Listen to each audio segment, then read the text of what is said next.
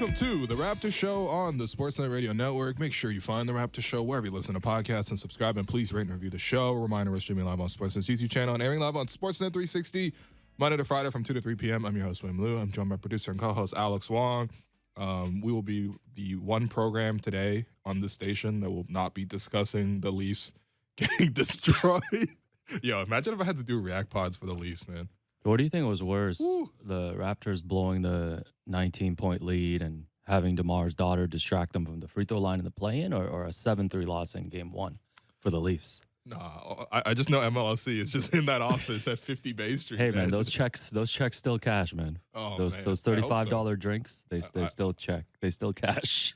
That was tough, man. That was really tough. I only tuned in for like 2 minutes because the first game of the night got a little bit boring. Where I think the Cavs were just able to outmuscle the Knicks. And I don't know, every other like shot of the Knicks was just like a guy bleeding or a guy holding his leg or like Julius Randle falling over. And I saw Julius Randle accidentally slap Jalen Brunson. Yeah, Jalen at one point. There was just like physical violence. Also, like, why was Julius Randle playing when they were down like 20 in the fourth with 2 minutes left? Because I saw that's when Jared Allen had that foul on him. Right? That made no sense whatsoever. And that's I think tips. It was a classic that's tips for you. That's why he was voted by the Athletic Anonymous Players Poll as the least, the coach that players would least want to play for. No, that's fair. But yeah, so at that game, not only was it a blowout, but you know, there was just like gore on the Knicks side of things. So I was like, all right, let me flip over. Like I was like, okay, the Blue Jays are up, but you know, like I can't watch baseball for that long. Yeah, you hate baseball. Noted baseball hater. No, I just got a little bored. I'm just like, okay, you know, it's a strike, it's a ball, whatever. All right. Goodness, man, this guy boiled baseball down to 2 outcomes. Yeah, it's fine. All right. And then I was like, all right, let me check out the Leafs, you know, because like, you know, my dad's a big Leafs fan. Yeah. Right. Notably, I've seen you at SVP buy him an $80 replica jersey. Please, it was $65. Oh, okay. And on sale. Yeah. But I turned on the Leafs for like 3 minutes and they gave up 2 goals. And I don't know how, but somehow they were always in a 2-man advantage. The Thunder, so I was like, or the Lightning. So I was like, nah, this is not it for me. So I just waited patiently until the night game came on, and then obviously that was awesome watching. Yeah, the real NBA playoffs. Yeah, no, I think my theory with the Leafs is like because they're one of those tortured franchises, right? No, they're not one of those. They're the tortured franchise. They haven't won the Stanley Cup since 1967. I almost feel like they need like a real like miracle type thing to happen to really shed their baggage. No, they need a miracle to win one round. No. I think they're gonna fall down 3-1 and then they're gonna come back. They're gonna fall down 3-1, get written off. Okay. Your dad's gonna stop listening to morning show. No, he's definitely listening to the morning show this morning, man. And the Leafs are gonna come back. So I'm still feeling great about the Leafs. Okay. Anyways, yeah, like you mentioned, the marquee matchup last night was the Phoenix Suns evening up their series against the Clippers with a 123-109 win. You know, just watching the second half too of that game, you know, it was tied at the half. You know, the Suns made a run there at the start of the fourth quarter to really put the game away.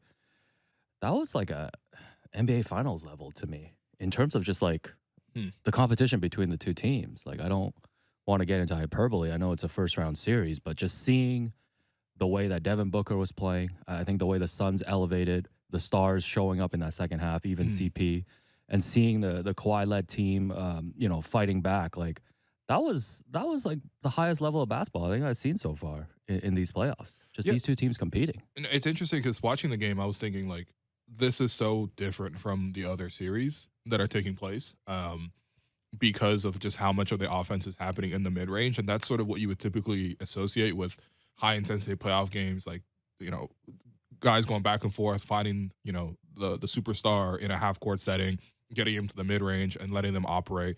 And that's kind of what was happening in this game. I mean, we could have always seen that coming in this series. Like, you literally have 4 of the best mid-range players in the league in this series, between Chris Paul, Devin Booker, Kevin Durant, and, of course, Kawhi Leonard, who's just good at everything, by the way. Man, watching Kawhi play basketball is it's like, oh, my goodness. Nothing matters to Kawhi. Like, he gets double-teamed, and he just, like, slithers his way through, shoots, like, a little one-handed jumper. You know, the crowd will be, like, all over the team, and he'll just pull up and hit a 3 in silence. I'm like, nothing bothers him. Yeah. No, it's like, I think for Kawhi, I think it's such a flat jumper but it just like lasers into the net. Yo, that Like, line drive hits different. When he pulls up for that line drive. yo, this guy's Lyle Overbay, man. It's just pure line drives all over the place. He's slapping doubles all over the place. All right, I do love baseball.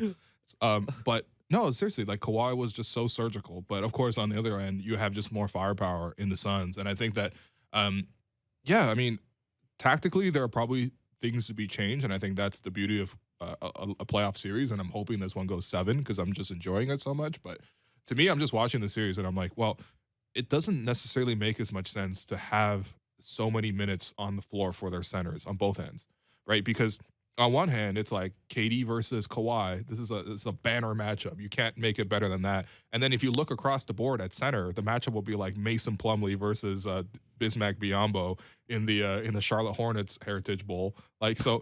By the way, why does Bismack Biyombo always take 2 hook shots to make one? Well, his 2 for 1 is when he gets the ball in the paint. It's always 1 missed shot, 1 offensive rebound, and 1 bucket. Yeah, it's amazing. No, he's consistent. He shoots it like a crab. It's a very interesting shot. No, but like I just don't think there needs to be as many minutes for the centers in this series. Like I think where this series probably will go is more small ball, more switching, and I think the Clippers might actually have more roster depth to make up for the fact that even without Paul George, I think they still have wings in reserve. But yeah, I think the beauty of this series comes down to the star players going at each other. And I thought, like, look, man, all the star players played well. Like, I thought Chris Paul in the first half was so terrible. He was like missing all sorts of mid-range jumpers, which obviously that's his specialty. Bones Highland was also crossing him up and getting to the basket anytime he wanted. And Bones wasn't even playing well. Yeah, like Bones stresses me out every time he gets the ball, even like, more than Westbrook. He's like he's like Jordan Poole, but on a rookie scale contract. So he stresses me out. But like Chris Paul in the second half, like made every single play, including down the stretch when they played a lot of pick and roll. DeAndre Ayton actually did a decent job of making most of those mid-range pick and pops. And then, of course, Devin Booker was just like, I mean, say what you want about Kawhi or KD, but Devin Booker was the best scorer last night. And he really took advantage, played at a higher level. And then Kawhi and KD are always great. So it was just great entertainment all around. Yeah, for sure. I think surgical is a really good word because I feel like that does describe a lot of the players in this series, right? Like CP, Kawhi, even put Devin Booker on the list and KD. Do a little first take topic with you. Do you think this is Devin Booker's team? Because, I'm looking at KD, right? Like 25 points, 6 rebounds, 5 assists. Like I thought he played great. Mm-hmm. But it does seem like when you have to like take over, it's kind of Devin Booker is the guy who's driving this team right now. Yeah, I mean, I think 2 things are factor into that. Number one, like obviously more defensive attention is put on KD than Booker, which is kind of scary because Booker is absolutely good enough offensively to warrant having the best defender. But right now, just because KD's there, you can't actually devote, like you can't put Kawhi on Booker, for example. Kawhi has to be on KD. So that's really freeing up Booker. But I also think that Booker, because he's younger and because he's obviously just like has a lot more energy than KD, he was able to take it to another level in terms of intensity. Like he's able to play a lot faster. He was able to, handle and get downhill. I think when sometimes Booker will settle in for a lot of like mid-range jumpers or threes and stuff like that, which obviously he's great at. But when he's really determined to get downhill as well, it's like one of the most complete scorers in the game, period. Like just as a pure scorer, it's actually really beautiful to watch Booker. And yeah, I mean, I think, the one difference I think notably is the Suns don't have that many ways to get KD the ball right now, which is kind of silly because of course you can just give him the ball and just let him play pick and roll and stuff like that, but they don't really do that, right? They mostly have him station off ball, catching, and then attacking and going. And I thought last night and maybe even game 1 as well, the best play that they basically had was they essentially had 2 guys at the elbows like horns and then Chris Paul handling on top.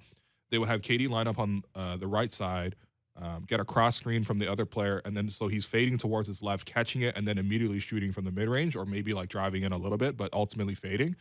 And like they're able to run that play and get him shots, but that felt like the only way they can consistently find KD. And in the last 2 games here, you haven't seen as much of KD being prominent in the fourth quarters. I think that's where experience also comes in, right? Obviously, Booker has played with his franchise for his whole career, and then obviously Chris Paul has been here for the last 3 years where they've been really successful, and they know how to play pick and roll and stuff like that. So those guys are getting shots easier than KD. But yeah, so right now, I think Booker is the guy who is leading this charge, and I think you got to salute him. Like, it's this game was not really in Phoenix's favor in the first half until Booker really took him, by the collar. I think probably towards the end of the second quarter, just before halftime. Yeah, 11-2 run to end the quarter to tie the game, including a pull-up three from Booker, I think, to tie at 59.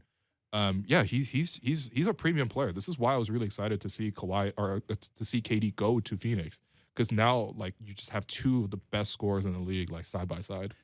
Yeah, coming into the series, I didn't feel like the Clippers had enough to win this series because of the Paul George injury. But I mean, after these first two games, I feel like they have enough. I feel like this is going to be one of those series, nerds like yourself will really like, because it's going to be, like you mentioned, just like adjustments from game to game, right? Yeah. Like I'm really interested, like you mentioned, to see if like the Clippers maybe roll out more small ball lineups. And again, that's where they miss Paul George so much. Sure. Yeah. Like even seeing Zubac being put in those like pick and rolls in the fourth quarter. I just don't see what's the point of having him out there. This is how you know I'm watching ball. Wow. And it's like Zubac not even like dropping that deep, but it's like these guys don't need that much room, right? You just put the ball in Devin Booker's hand, and like there's always going to be an open shot for them. So I don't know. I'm looking at even guys like, Nicholas Batum. Shouts to Jason Tatum. Like he was scoreless in 19 minutes. Like they're going to keep needing Eric Gordon to make his threes. By the way, shout out to Eric Gordon. I love the simplicity in which he plays offense. He will just stand like at the 4-point line, not the 3-point line. He only shoots fours. He only shoots fours. And then it just as soon as the ball touches his hands, he's just shooting that thing. He's also the anti-Gary Trent, because you know how Gary smiles every time he pulls up and shoots? He frowns. Yeah, he frowns. His circular face just points downwards. I just picture him groaning a little bit when he shoots. He does like the Oren Weisfeld groan. He's like, gotta shoot this again. No, they need they need Norm. Like they need all these guys. And like we didn't even talk about like Westbrook had a really good game. Westbrook played great, man. He was amazing. He's been great this whole series. 28 points, 5 rebounds, 5 assists, and I thought he played great defense as well. They need his defense, man. Yeah, no, that's the thing that's been really impressive to watch, how hard he's competing on defense. Yeah. And I mean, to that point about KD, like, driving towards his left and then pulling up for the shot, like Russell Westbrook obviously has played with KD a long time. He knows that thing inside and out. He knows the scouting report inside and out. First play of the game when they try to run that for KD, Westbrook blocked him at the peak. And it's like, how many players do you ever recall blocking KD? But it really takes not just the athleticism and the length to do it, but the understanding of the game plan to do it. So I'm being very impressed with Westbrook this whole time, man. Yeah, I was thinking about Kawhi too, just watching the way he's dominated the first 2 games. Yeah. Like if you think about players in the West right now that are in the playoffs, like which player would you want most if you were just to draft in a 7-game series? So I'm thinking, Kawhi. I think we've already done this before. Right? So like during the middle of the season, we had this draft. We put like LeBron and Steph there, Jokic. I put KD and Devin Booker there as well. Like it's Kawhi for you, no question. I mean, I feel like AD, when he plays really well as a two-way player, it is really terrifying, as we've seen. But you're only getting 4 out of 7 games. You are worried every single time he lands. Obviously, LeBron. No, but I asked you this because I do agree. I think Kawhi's the guy. For me. I think Kawhi is the guy. And the thing is, like, regular season Kawhi, like, you just can't be fooled. Like, you can't just be like, wow, Kawhi's really falling off, or Kawhi's not playing. Well, you don't really see him is the thing, too. He's really just not trying, and he's conserving his energy until the... I respect that. I respect that word strategy the playoffs, so much. Man, it's like him, like KD going one-on-one against Kawhi. And that's like, as a fan of basketball, it really doesn't get any better. No, he's got like the toughest assignment, arguably, in the NBA. And KD's just trying to go for like a low crossover and then maybe probably get to his left again. And Kawhi just like outright rips him. Like he rips the crossover like as clean as you could possibly get. Kawhi's almost like touching the floor the way he's like getting so low on defense. Rips the ball and then just takes it the length of the floor with KD and Booker draped all over him and dunks the ball and then just throws the ball back at KD. He's like, thank you for the ball. Here, you can have it back now. It's like, man, he's like the Terminator, man. He really is. So this guy leading the league in steals and like the sportsmanship award as well. Like he'll rip the ball from you and give it back to you. Make sure you check ball after. He's probably just like, yo, thanks for letting me. He's like, let's keep it moving, man. The clock's moving right now. He's like, yo, I'm on the clock right now. I'm trying to finish my job. No, I think if I'm definitely giving the Clippers a chance to win this series. Of course, they have Kawhi. Although I worry that the Suns are just gonna have more star power, and as the series goes on. But I think this might be like a Luka type situation where Luka was like kind of a one-man show. Going up against the Clippers, in the first round during the last couple of years. And I feel like Kawhi can do it with this team, which would be so impressive if you just look at this roster. Are you kidding me? Yeah. Right? Like having Westbrook as like your number 2 guy, this would be so impressive. By the way, my one takeaway watching the series too is just like, well, actually two things. Number one, neither of these two teams are going to win the West. They're just going to exhaust themselves in the series. Yeah, this is good for Denver. No, this is great for Denver because like you saw like KD and Devin Booker, I think played like 44 and 45 minutes last night, and they're not used to this. They're not Nick Nurse disciples. So that's number one. I think they're going to exhaust themselves. Yeah, and they don't have the Adam Silver favorable schedule. They're playing one day off. That too. Yeah. And then the second part is there's just a lot of like Kobe disciples in this series. Because I was thinking about like the top 5 Kobe disciples because I was looking at Booker, and that's sort of, I'm not saying Devin Booker is Kobe Bryant. Like that's kind of blasphemous for anyone to say, but his game does remind me a lot of what Kobe would do, and especially when he's really determined like that. Like you could see some similarities for sure. But it's like Booker is a KD disciple, Kawhi is a KD disciple, Paul George, who's not even playing in this series, is a Kobe disciple, and then the other two are like Kyrie and Tatum. Not Bones Highland? Yeah. He looks like a Kobe disciple to me, he's too. a Jordan Poole disciple, You know what Bones Highland Sick is? of that guy. And we might need to draft a list of these players. It's like players who look like they're still playing in the regular season in a postseason game. That's what Bones Highland reminds me of. Like when he has the ball, it's like, why are you doing all this freelancing one-on-one stuff? Like this is not the basketball that needs to be played right now. Yeah, no, I agree. No, he's definitely the guy who annoys me in this series. But I mean, he did take Chris Paul off the dribble like multiple times. He did. Buried the lead. You know, CP was on a 13-game losing streak against head referee Scott Foster coming into the game. And during the game, too, a lot of people that was covering the game at the arena was taking clips, you know, during stoppages in play where CP was talking to Scott Foster and he was like doing the prayer hand saying, please, like asking for calls, like sarcastically. That's throughout. That's the funniest thing about Chris Paul is that like he maintains like the squeaky clean persona, but you just know he's actually just a jerk. Yeah, so CP finally ended the streak. Good for him, man. And he was asked about it by a reporter after the game, and he said, I didn't even notice when the streak was pointed out to him. Again, what else is he? What is he supposed to say? Also, by the way, these streaks are just funny to me. It's just like I saw like you retweeted something where apparently the Leafs have had this one referee and they've lost like 7 straight with this random. I found out there's a deeper story though. There's like a ref has a relationship. There's like a deeper story. Sure, I'm sure there is, but ultimately it's like the players got to play. Like for example, one of the losses on this list I'm seeing Game 7, Thunder versus Rockets. Obviously CP was on the Thunder that year. That was Game 7, and they lost by 2 points. So it's like, yo, it wasn't Scott Foster who blocked Lugan Storts for the game-winning 3. It was James Harden. No, I hear you on that.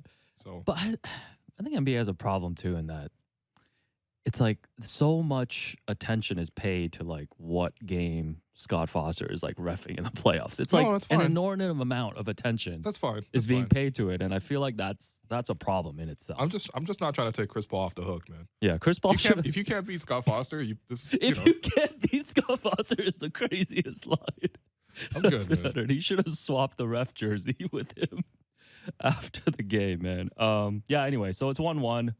Super excited about the rest of the series. Like you mentioned, 2 Eastern Conference series last night as well. Still opting out of Celtics Hawks. I don't know if you want 30 seconds on that. Here's the thing. I don't have cable. Can I even admit this on a Rogers program? I don't have cable. Oh, how? I have Sportsnet now and I have the TSN now. Oh my god! So that's how I watch all my sports, and I have the NBA app as well. And we're gonna have to post you up. League Pass. We're gonna have to post you up at the Sportsnet grill, man. Unfortunately, they put a playoff game on NBA TV. Right? So they put this series on NBA TV. Okay. So you're opting out as well. I actually just couldn't watch it. Okay. So I was like, I'll just watch the highlights of this. Sure. So my takeaway is just real quickly watching the highlights of it. Yeah, you have 30 seconds, please. Okay, sure. Let me just scroll down here. Okay, yeah, so first off, the Hawks definitely shot the 3 way better, right? I mean, they made 16 threes this one as compared to 5 in the other game. I think obviously their guards did most of the scoring just because their forwards just don't do it. 20 seconds. John Collins is like 2 of 11. Hunter is 8 of 19 with 2 of 9 from 3.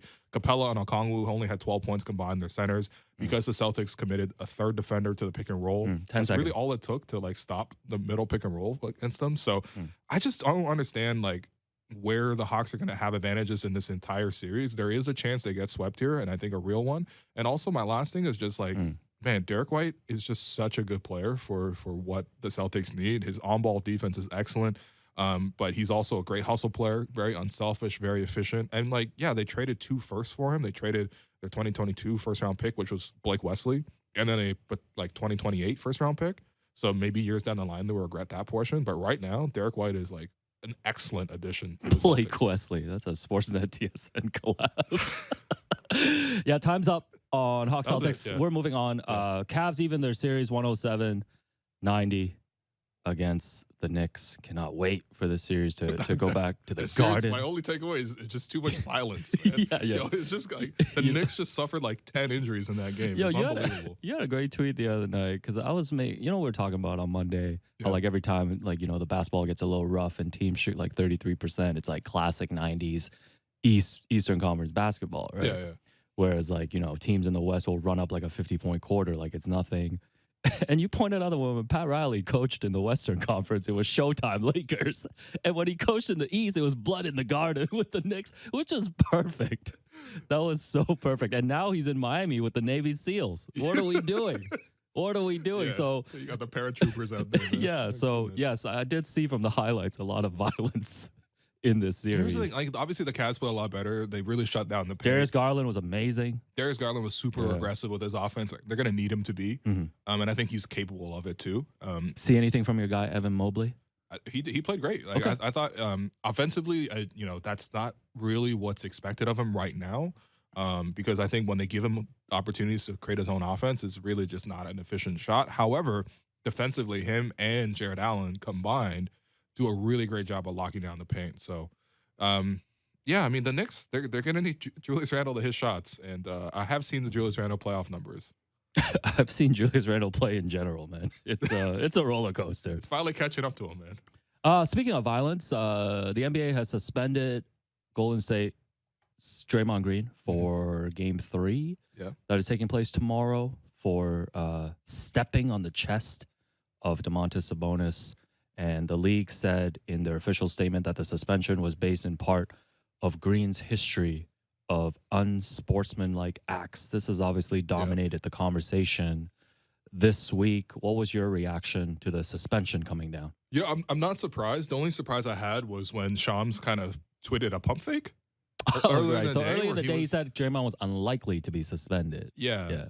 Was that like Adam Silver like just test driving the potential reaction? There's to a him not lot of getting conspiracy suspended? theories because like it came out too that Domantas Sabonis is questionable for Game 3. With a bruised Sternum? Yeah. Yeah, so I'm not sure. I mean, Joe Dumars, who works for the NBA and handed out this suspension, like did an interview with ESPN over the phone, and he said that did play a part in it, knowing that Sabonis was injured. So I don't know if that news coming down maybe changed their mind. Yeah, of course that does. That I mean, it shouldn't really be how it is. But like, Mhm. imagine like Sabonis like cracked a rib and he couldn't play the rest of the series. I guarantee Draymond would have been suspended more than one game. Yeah, it seems like the reaction to this is very divided. A lot of people feel like Yeah, it was for an sure. overreaction. I mean- Especially our guy Andy Liu, who will be joining us on Friday, just in time. Oh, yes. Yeah. Yes, he got that rice in his veins. Man. Oh, That's God. what soju. I feel like this was a fair suspension. Yeah, of course. Based on, I'm not even looking at the history of it, just looking at the act of it alone. Well, I mean, I think the case was like it's you've already ejected him for the rest of that game, and so to suspend him an additional game does feel like double jeopardy to some people. However, I just don't think that that's the case here. I He think we could be stomped reasonable. on him. There was many other ways to get out of that situation, Sure, yeah. So, right? And the whole playing up to the crowd as Adam Silver's man. recording you in 4K in the crowd. Like the league, the last thing Yeah. the league wants is to get embarrassed, right? Like you think about the Mavericks getting fined Yeah. last week for like, outrightly tanking out of the play-in. Like they just can't have these acts that embarrasses them. So Yeah. I feel like all of that contributed to it. I also feel like in the past, I mean, first off, it's like Joe Dumars is now adjudicating the punishment, right? Before it was Kiki Vanderway. Yeah, by the way, Joe Dumars a few years ago was a chief of strategy for Sacramento. That's another conspiracy that's been floated Come on, around. man. Come on, get out of here. It'd be like, oh, there's Michigan roots between him and Draymond. Like, no, come on. I think it is maybe a more stern approve, and Okay. as in like an Adam Stern David Stern approach, Yeah, Adam rather Stern than would be Adam crazy, Silver. man. If they fuse the two, I'm good. He working at Disney. No, but like I feel like he is setting Sure. the standard here. Like we've seen the league go soft on so many of the decisions. Sure. Even the year where Draymond got like himself tossed out of a game in the finals. Yeah. People forget that wasn't actually the league suspending him for doing what he did to LeBron, But like it was because he had an accumulation of flagrant points. Yeah, it was his which third. I didn't even know about until Draymond had that whole series, man. He was going wild that whole. It was his third flagrant, like you mentioned. Yeah. And that's why he got suspended for that game 5, and that's what kicked off the Cavs 3-1 comeback. Like for example, early in that same playoff series, he kicked Steven Adams, in the nuts, and like he wasn't suspended. Yeah. Right. So like I think in the past, like there was a different precedent, but I think that what the new, I don't know what Joe Dumars' exact title is, but the guy who's deciding these punishments, like Joe Warden Dumars. He's the executive vice president, head of basketball operations. Also, Draymond sat on Domantas Sabonis in game 1. I didn't mind that. I don't care about that. Like, there's just a lot of extracurriculars.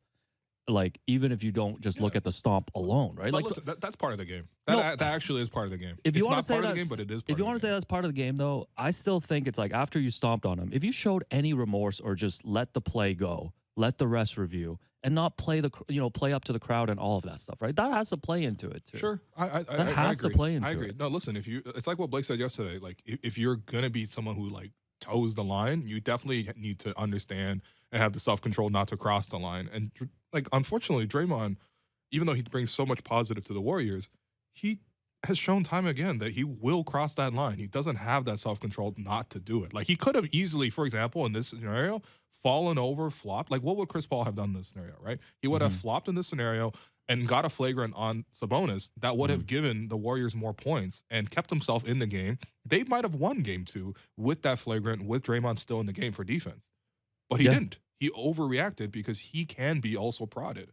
So I think this is just like, honestly, good gamesmanship from both sides, really. Except Draymond, unfortunately, took it too far. So, yeah, he's suspended, man. And Warriors are in big trouble, man. I don't want to sound like, Jose Mourinho, but. What? Yeah, I'm just remember when Chris Paul got a technical on the other team because I think one of the guys didn't tuck in their jersey? Yeah. Yo, Chris Paul's amazing, man. By the way, Chris Paul, when he retires, he needs to be in the Joe Dumars role. We need Warden Chris Paul. We need Officer Paul, man. Guys are gonna get suspended 30 games, man, just for looking at Scott Foster. Yo, I can't wait for Chris Paul to take that job, man. This does remind me too, like you only need to flash back to the last playoff series that the Warriors played, which was in the finals last season. You remember game 2. So the Warriors lose game 1. They're desperate to win game 2 on their home court. And Draymond was out of control in that game. He ran over Grant Williams in the first quarter. Yeah. Talked trash, picked up a technical foul, almost got tossed when he like just jumped on top of Jaylen Brown after he shot a 3 in the second quarter. Like they had to be separated. But he was able to, I guess the refs were able to allow him to toe that line. And like he did set the tone in that game and the Warriors did pull away. To me, it just speaks to the desperateness of the Warriors too, because I think Draymond is a really smart player, has a really good read on the situations that his team is in. Yeah. For him to do this in a game 2 of a first round series, I think just speaks to what kind of situation they're in. Bro, he did this in the NBA Finals. No, but that's what I'm saying though. Of course he's going to do it in game 2. Last year he did this in the finals. This year he's had to pull this out in the first round. Yeah. Is what I'm saying. Like I think like you mentioned, it's desperate times. Listen, man, when times get tough, Draymond Green goes.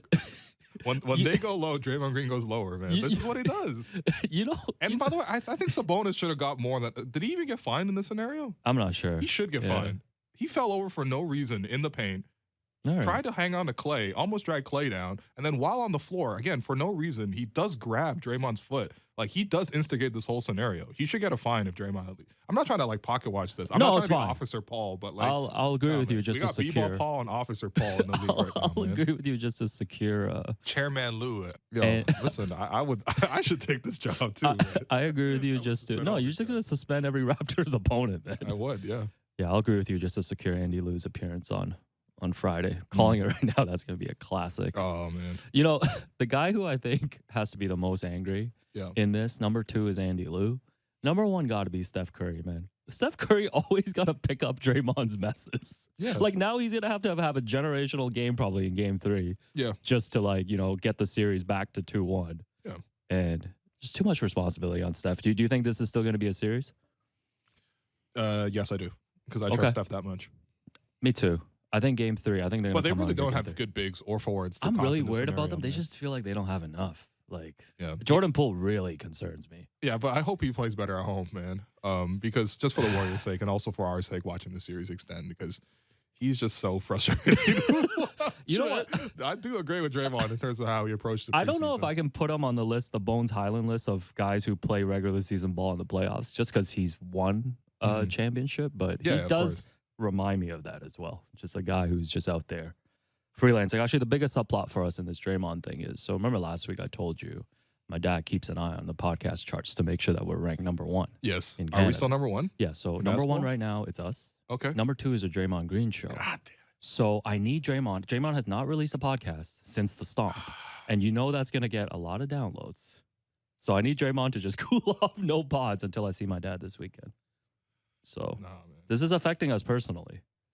You know what's Asian the dad. toughest thing is we need the Lakers to lose so that Draymond has less to talk about in his pod.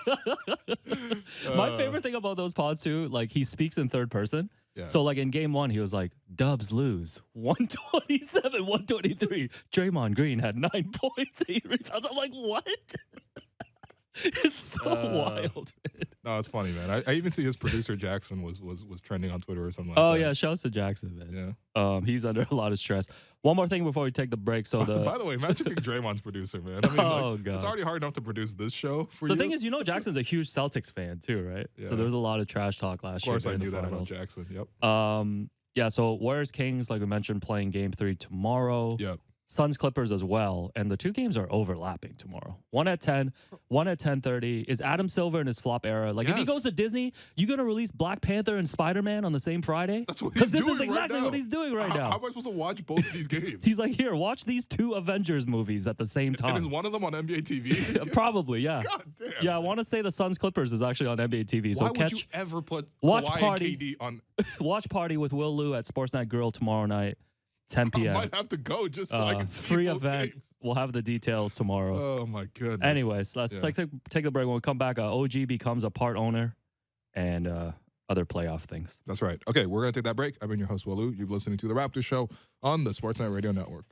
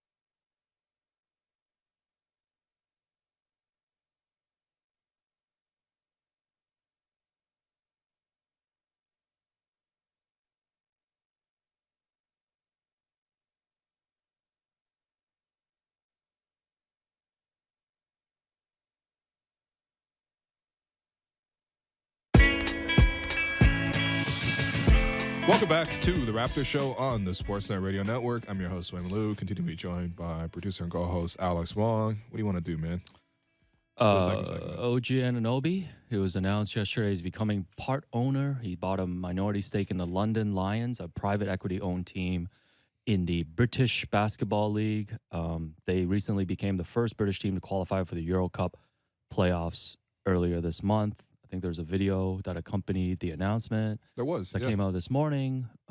He was speaking in his Idris Elba British accent. This is like watching Stringer Bell for 3 seasons and then Idris does the interviews and I'm like, what?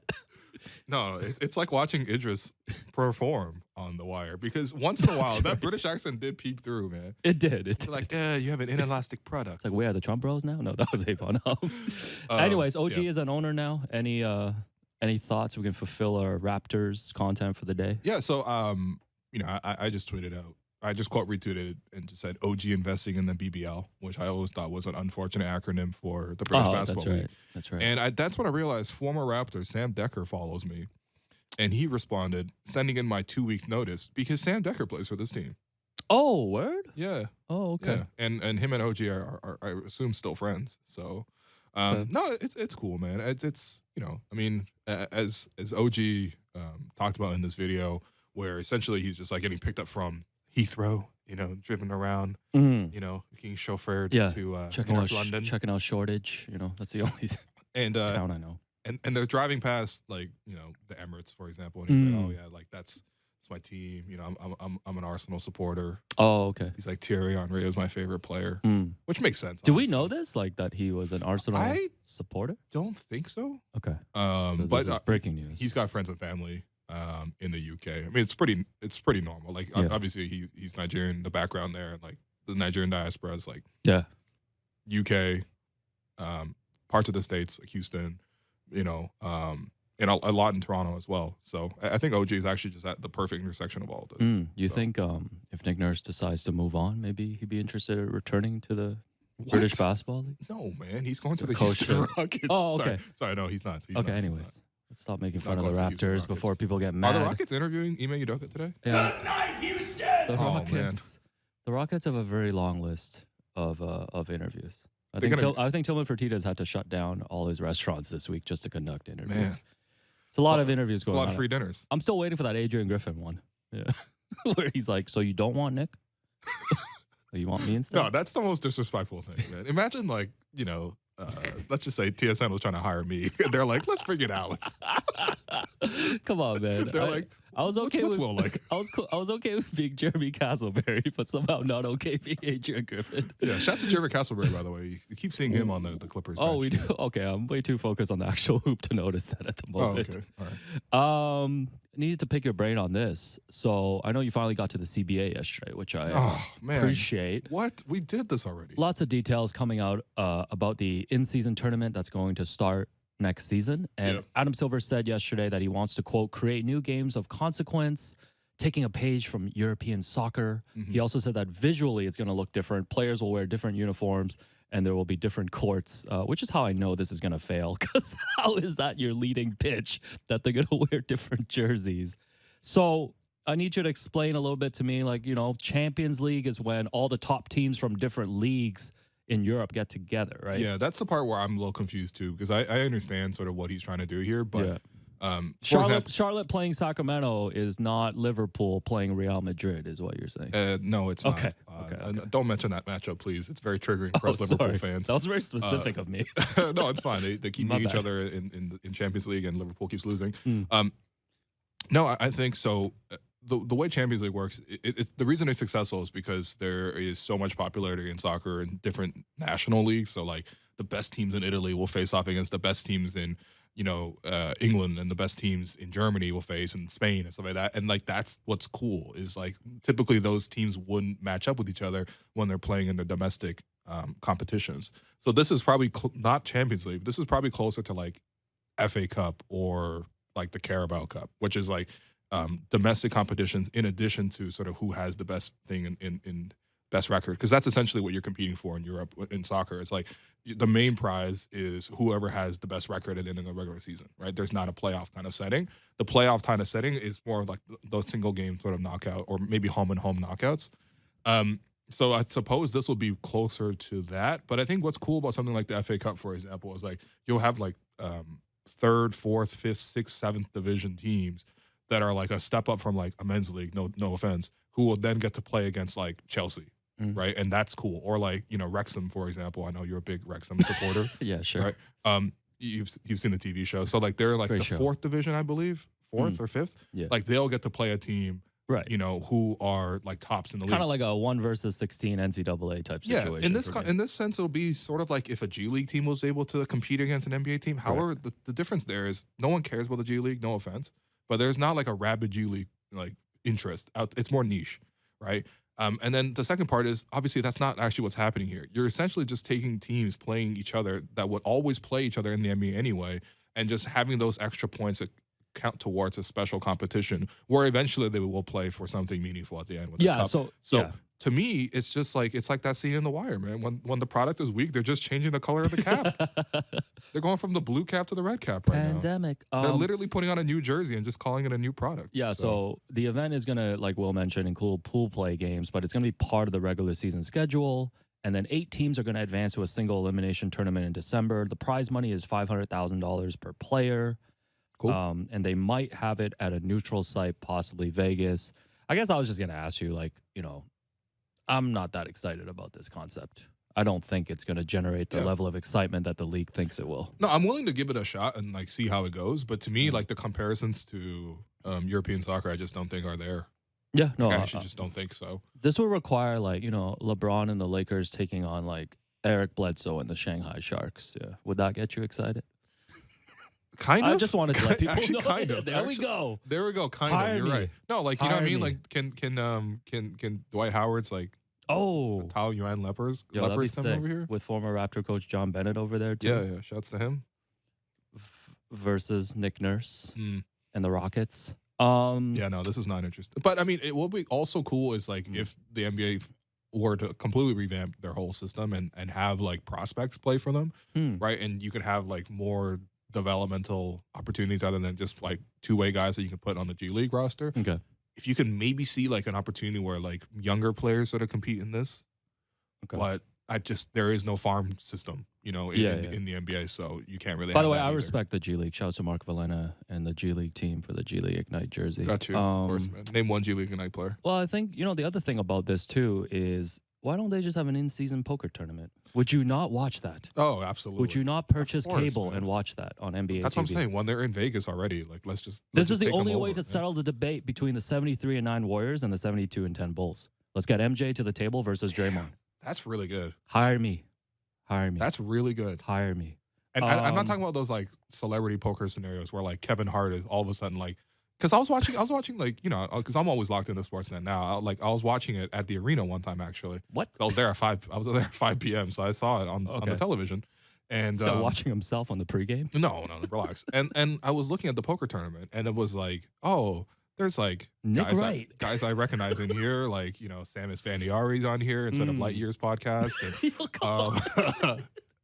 And, like Daniel Negreanu, and then like the camera panned over and it was like Ted Cruz. And I was like, oh god. So like I don't want one of those. I actually just want none of the poker professionals and just like NBA players. Yeah, I was watching cards. Steve Aoki play on Sportsnet. That's what I'm saying. The other day for like half an hour. He was playing every hand. It must be great to have that much money. Tonight's games. Guys, Ennis. Milwaukee. Shouts to Ennis. Milwaukee, Miami, game 2. Big news though. Giannis is doubtful for tonight. Didn't practice yesterday. Really? And along with the back injury, it's been reported he's dealing with something in his wrist as well. Can the Navy SEALs of Miami steal another one on the road? This would be huge. I feel like the Bucks should still be able to win even without Giannis.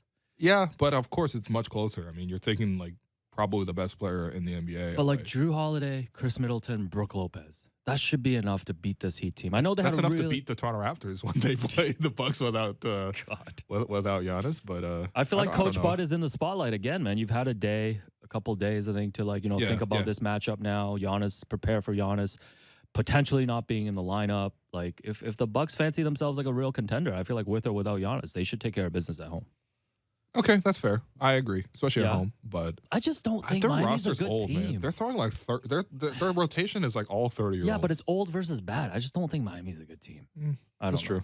I don't know. Miami's got to shoot a lot worse from 3. because they were just lights out the other night. Yeah, the Denver Nuggets are taking on the Minnesota Timberwolves. So this is a series that should be on NBA TV, by the way. It might be. I'm reaching the opt out range for this series. I hear you, man. Is there a single interesting storyline in this series? Can you talk me into something?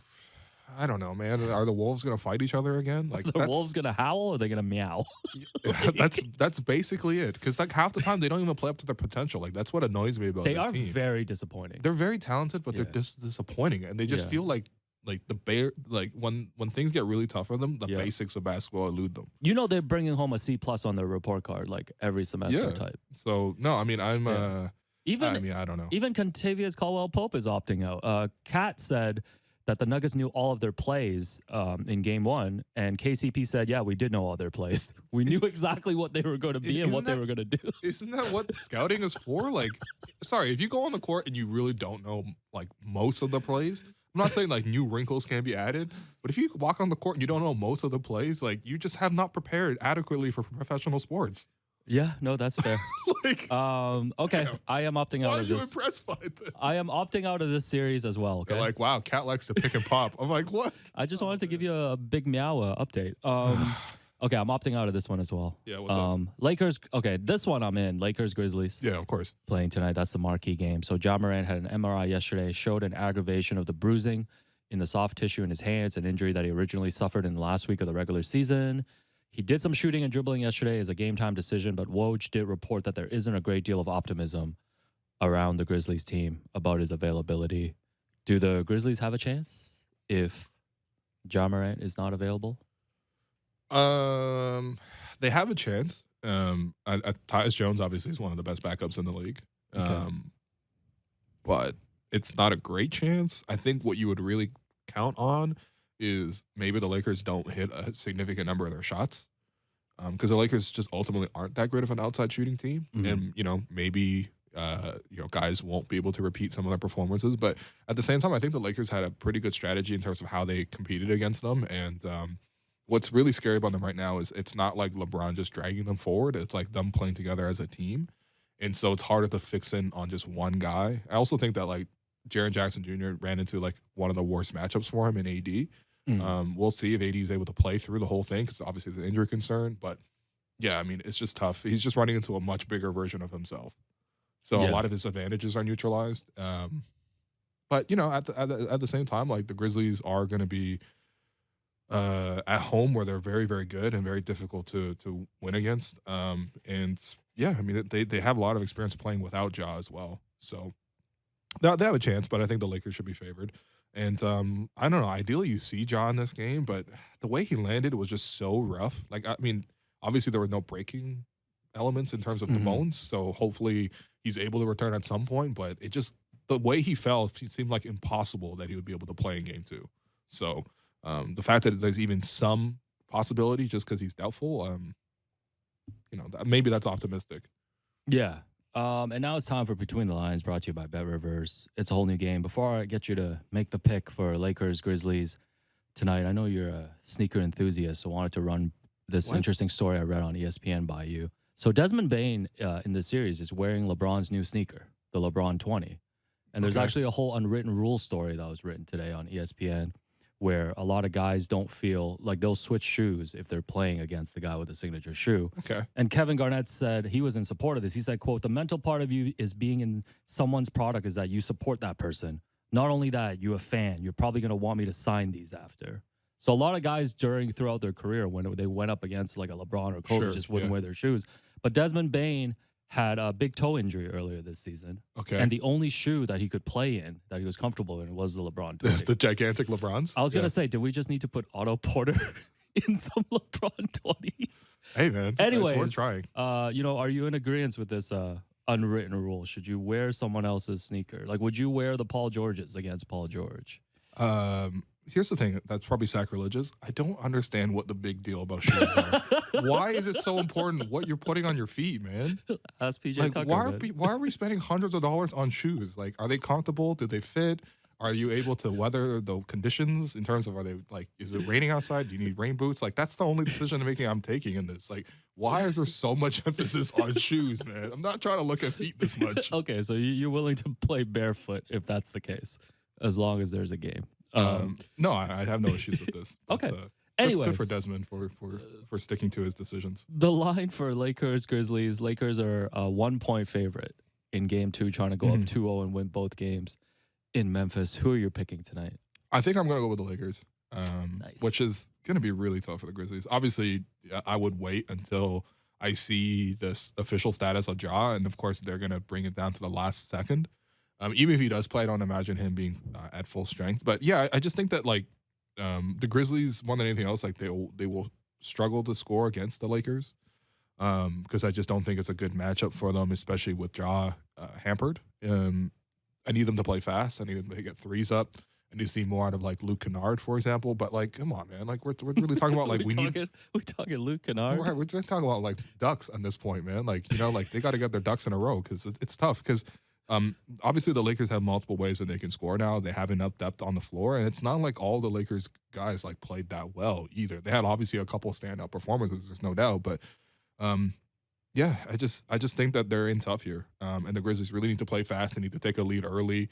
They need to sort of get the Lakers to exhaust themselves trying to catch up from behind this whole time, and we'll see. We really will see, but it's not looking good for our former Vancouver franchise. What?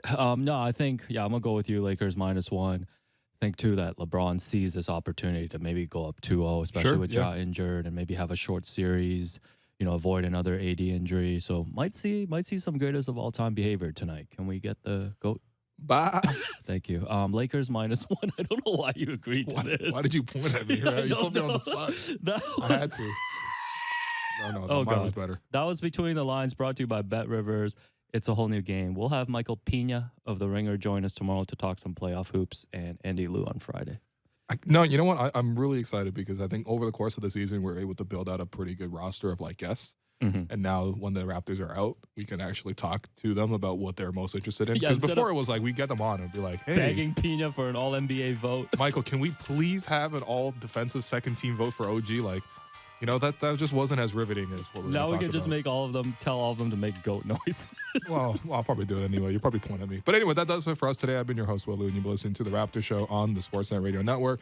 Thanks once again, our producer and co-host, Alex Wong, our board producer, Derek Brandel, and Jennifer Rowland for helping with the YouTube stream. We will talk to you soon. Leafs win the next one, please.